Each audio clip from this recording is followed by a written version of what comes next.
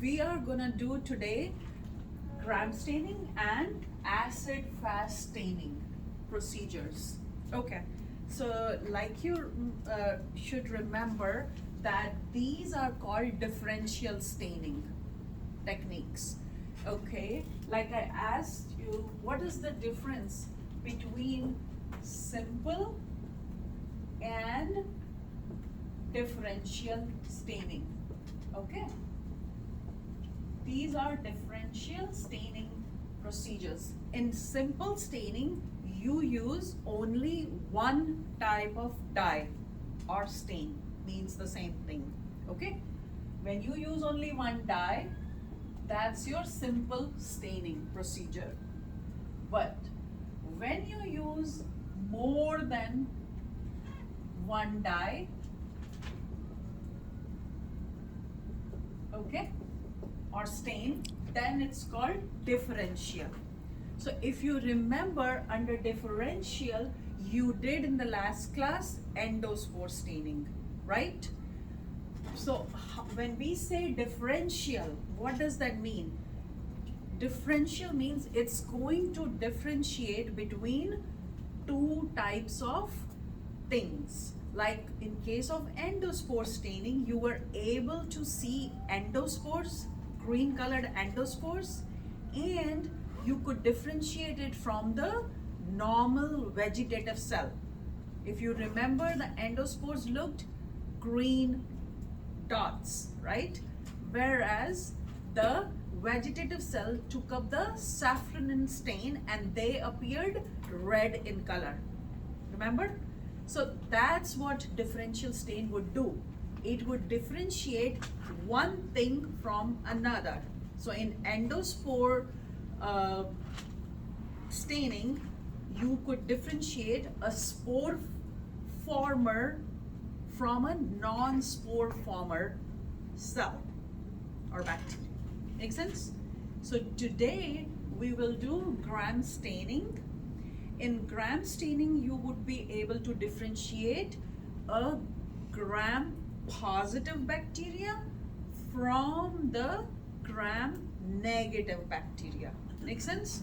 So gram positive and gram negative bacteria. Okay, so the difference between gram positive bacteria and gram negative bacteria is based on the thickness of peptidoglycan wall. Okay, so both gram positive and gram negative have different layers. In gram negative, you have only one layered peptidoglycan cell wall. Okay, whereas in gram positive, you have multi layers. Okay, so when we say multi layers cell wall, you know cell wall is made up of peptidoglycan. Okay, that's a default. You guys should know that by now, right? The bacteria possess what type of cell wall? What is the cell wall of bacteria made up of? Phospholipids. Peptidoglycan. Please remember that.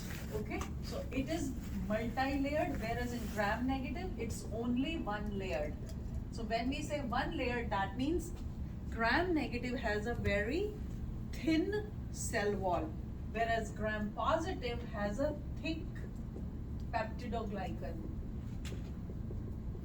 Okay, cell wall. Here it is very thin. I'm just writing PG in short, peptidoglycan cell wall. Okay, peptidoglycan, peptido, and then glycan, PG in short. Okay, so this is one of the differences. And then another difference, if you remember, gram negative bacteria, okay, they have what? They have an extra layer or extra membrane, that outer membrane. Okay, outer membrane, extra membrane present on the outside.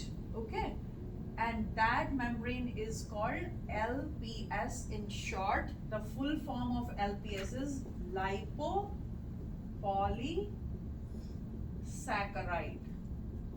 Make sense, guys? LPS, L stands for lipo, P stands for poly, and S stands for saccharides. Make sense? So this extra membrane is the outermost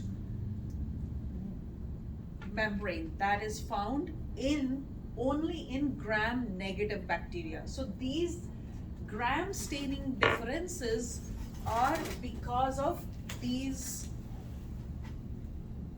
different things that are present inside the two types of bacteria. Make sense? That's why we get a different gram reaction because of these morphological differences in the two types of bacteria. Make sense?